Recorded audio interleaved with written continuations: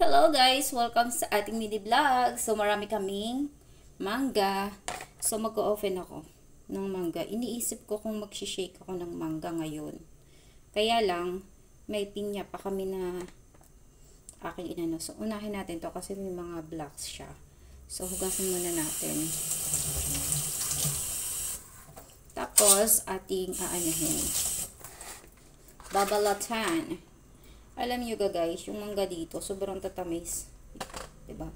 Balat lang pala.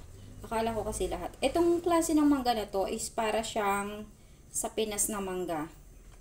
Itong mangga na to. Para siyang Philippine mango. But, hindi, yan. Para lang siya. Pero, yung lasa niya at asim, kuhang-kuha sa Pinas. Marami kasing variety ng mangga tong silaupan. Yung tanim niya sa farm. So, ilalagay ko dito. Para mamaya ready to eat. Slice ko ng ganyan. So, tapos iaano ko lang dito ganito. Ganito lang siya. Yarn. Ganyan din ba kayo maghiwa ng mangga? Yan. Tapos sa kabilang side naman, mamaya, iniisip ko kung mag-shake ako ng mangga kasi madami naman to. 'Di ba? Galing ako sa kanina dun sa tindahan kay Amo. So, nagtulong. So, another trabaho tayo dun sa kanila. Tapos pagbalik namin, ayun. So, i-slice natin ulit ng ganito. Ganyan. Para madali lang ba? Yan. Iniisip ko kasi kung kung mag-shake ba ako ng mangga. Tapos lalagyan ko ng milk. Masarap kasi, diba?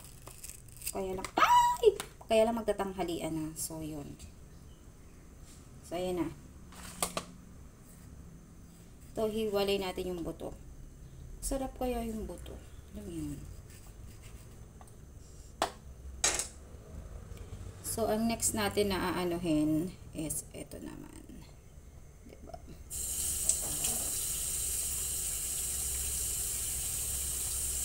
Sobrang dami.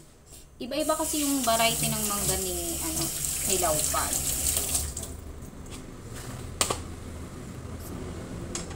Ito to.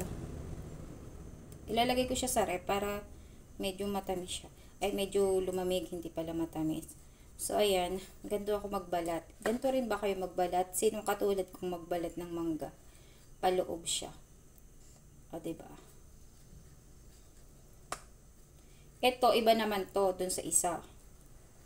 Ang amoy kasi nun is, ito, sobrang tamis niya. Yung isa kasi, yung katulad ng sa Pinas.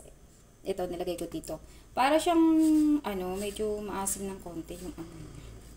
Pero, ito kasi, is, naman siya. Sobrang tamis ng lasa niya.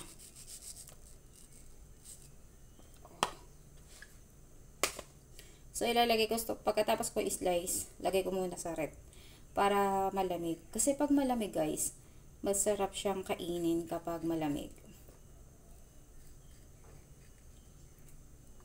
Mamaya na lang ako magagawa. Iniisip ko kung mag-shake ako or hindi. Ay nako. Yung isip ko ay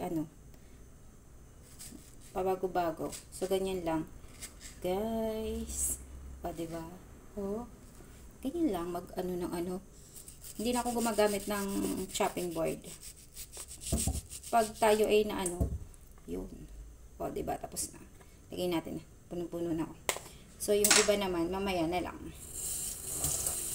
Ganun. Diba, guys? So, yun lang, guys. Ang ating pagbabalat ng mangga. Thank you for watching.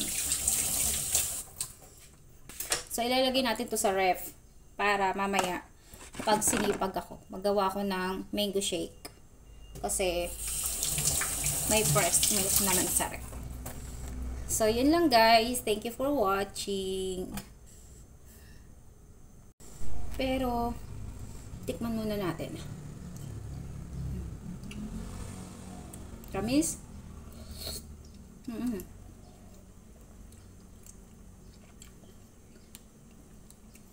hindi ako nakapaghintay na lumamig siya.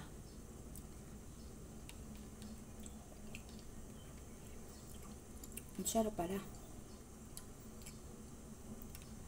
Mamaya.